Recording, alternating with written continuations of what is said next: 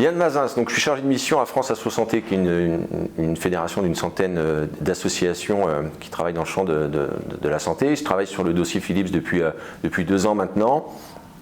Alors de quoi parle-t-on sur ce dossier?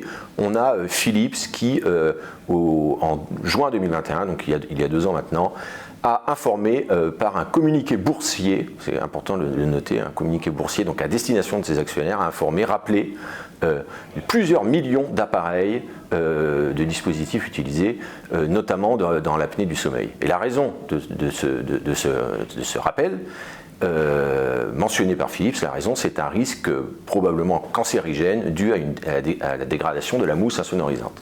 Donc Philips lance ce communiqué, les agences, notamment l'Agence nationale de sécurité du médicament, ne sont informées que dans un second temps, et les personnes concernées le sont bien après, en fait. Donc voilà, c'est déjà un dossier qui est quand même assez douloureux pour les personnes, de voir comment l'information circule. Et deuxième point, dans le cadre français, la décision qui a été prise par les autorités sanitaires, ça a été de ne pas organiser le retrait des dispositifs devant l'incapacité de les remplacer, en fait. Donc la décision a été faite de conserver ces dispositifs devant effectivement un risque annoncé par le laboratoire, un risque probablement cancérigène. Donc c'est une décision qui est quand même difficile. Et pour les patients, c'est important de parler d'eux. De quoi parle-t-on? On voit quand même qu'on a des patients qui ont donc été... plusieurs situations, des patients qui ont été informés d'un risque avec l'obligation de continuer à utiliser leur appareil, et des patients et des patientes qui parfois ont été informés du risque bien après, en fait.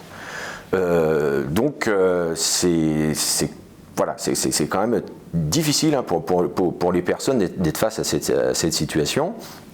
Donc les dispositifs sont restés pendant trop longtemps sur le marché. Visiblement, il y a encore quelques centaines de dispositifs qui n'ont pas été remplacés, et les dispositifs ont continué à être utilisés avec effectivement cette information particulièrement inquiétante pour les personnes malades.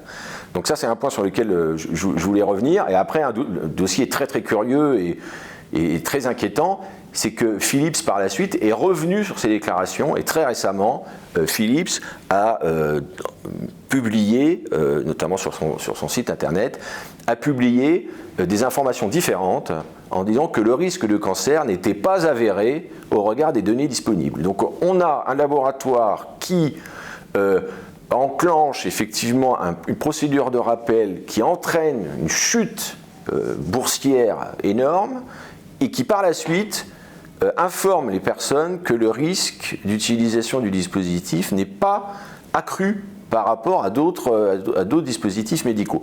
Donc c'est très curieux, c'est quand même inquiétant. Je pense qu'on est vraiment dans la fabrique du doute, et c'est pour ça que c'est un dossier qui est quand même très très particulier. Ce qu'on retient aussi par rapport à ça, et plus globalement sur ce dossier, on a une vraie problématique sur l'ensemble des dispositifs médicaux, mais ça se confirme dans ce cas-là. On a une vraie problématique d'autorisation de mise sur le marché. C'est un travail sur lequel on œuvre depuis plusieurs années à France Asso Santé. Les dispositifs médicaux, l'autorisation de mise sur le marché n'est pas soumise à une autorité indépendante. C'est une certification qui est donnée par des organismes qui ne sont pas indépendants, qui sont financés par les laboratoires. Et on demande, nous, depuis plusieurs années, qu'il y ait une autorisation en tant que telle par une agence indépendante. Et là, très concrètement, c'est quand même curieux dans le dossier Philips que la mousse utilisée dans les appareils n'avait pas une destination, une utilisation sanitaire approuvée. C'était une mousse qui avait d'autres utilisations, mais en aucun cas elle a été approuvée pour avoir cette utilisation. Donc il y a un problème de fond à régler, comment on contrôle et on autorise de manière indépendante les dispositifs avant qu'ils soient mis à destination des personnes. Ça, c'est le premier point.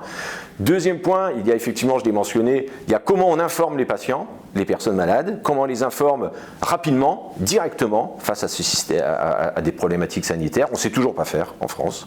C'est trop long, c'est trop long pour informer les personnes et ça suscite encore plus d'angoisse. Donc France Assos Santé demande depuis trop longtemps maintenant qu'il y ait un dispositif qui permette d'informer directement les personnes qui utilisent des dispositifs médicaux notamment ou qui prennent des médicaments, qu'on puisse les informer directement. On a les moyens techniques de le faire et juridiques aussi.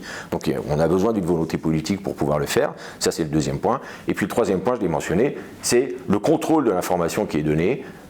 On a effectivement des autorités sanitaires qui, dans le cadre de Philips, ont mené et piloté un groupe scientifique indépendant qui a conclu qu'il fallait faire d'autres études pour pouvoir caractériser le risque cancérigène ou pas.